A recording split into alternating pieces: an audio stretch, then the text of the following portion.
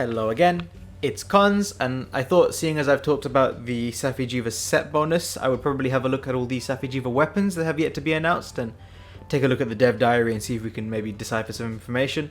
I've looked through them all. I wrote down all the numbers on a page. I took down all the set bonuses, and I tried to find patterns in all these stats and stuff, so I'll see if I found anything interesting. But yeah, let's get straight into it. So just quickly, from what the developers themselves have told us, there is going to be a sort of skill awakening system wherein you can provide your weapon with sort of like a parallel system to augments, things like attack increases, affinity increases, also random set bonuses from monsters, and we've seen Teostra's Master's Touch in there, so, you know, those skills are looking to be quite powerful. Oh, quite important, I forgot to mention that we don't know if these awakened abilities actually activate the set bonus on their own. So for example, Nagakuga's Essence, we don't know if that activates the entire skill or if that just counts as one armor piece, so you need one less armor piece to actually activate it. We see sort of underneath the skill description that this bonus cannot be stacked. Now it's hard to say whether that means that you can't stack, you know, Master's Touch twice, or if it means you can't stack two of the Master's Touch thing to count as two pieces of armor. It's really hard to say.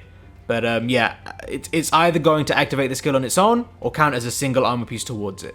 Additionally, we know that every weapon is going to be sort of fixed in stats aside from its element or status. I think this is to try and sort of chill out with the Kulve RNG that everybody got really angry about. This way there's one version of every weapon, and the only thing you're interested in varying is the status or element on it. So, regarding what I found, I've hopefully got the footage playing right now at the moment. As I'm sure most of you will know, the numbers that we get displayed are sort of bloated raws, which have a multiplier applied to the true raw. Every single weapon here has a true raw of 270. You can take the 1134 hammer, divide it by 5.2 for example, and you'll find that it has a true raw of 270. Every single weapon here has a true raw of 270, at least at its base, without any of the modifiers applied to it. They all have an affinity of 5%. Additionally, every weapon has a 4 slot, which is quite handy. And they all have a element or status. We haven't seen any non-elemental weapons, so I think it's safe to assume that they're all going to be instantly awoken, and there isn't going to be the ability to use like non-elemental boost or anything like that. So regarding the elements and statuses, there were a few discrepancies. Some numbers seemed a bit off. The hammer comparison had the same sleep as it did water, despite the fact that the insect glaive with paralysis had half of its status than it did with blast. So something seemed a bit odd, but I'll see if I can sort of gather up what I've found so far. Remember, take everything here with a grain of salt. Everything is subject to change to the developer's whims. These numbers aren't final, and even if they are, there's a possibility that the data that we saw from the footage was sort of off-put. Generally speaking, it seems like if you sort of compare between the Japanese and the English developer diaries and collect up the information, it seems like there's going to be 3 tiers of like elemental damage or status damage. There's going to be blast and poison sharing a value, probably the highest. Then there's going to be the elemental values, which maybe is shared with sleep.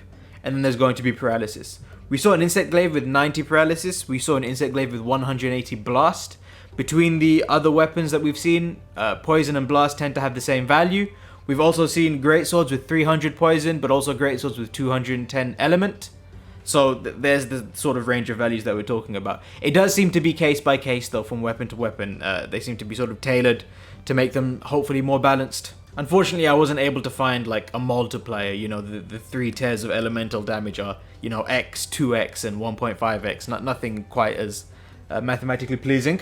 So, regarding the modifiers themselves, we'll start with just the statistical ones, and there do seem to be some discrepancies. It's a little bit weird. We've seen affinity 4 give us 7% affinity, despite all the other affinity values appearing as if they give us 2% each. However, it does seem like they do give us 2% each. We've seen Affinity 5 give us 10%, and we've seen Affinity 4 give us 8%. So I think it's safe to say that each affinity level will give you 2% affinity. We've seen slots. We've seen a 2-slot one, which gives you a 2-slot decoration. We know it goes up to probably 4, which I presume will just give you that level of slot. The Elemental Augment appears to give us 20 element per augment. We've seen the base greatsword has 210 element, but then we've seen it with element 2 giving us 250 and element 3 giving us 270. Given the way that the rest of the game handles these elemental augments, you know, that it's sort of constant across weapon classes, I'd be surprised if it changes from weapon class to weapon class any of these stats, but that's obviously a possibility.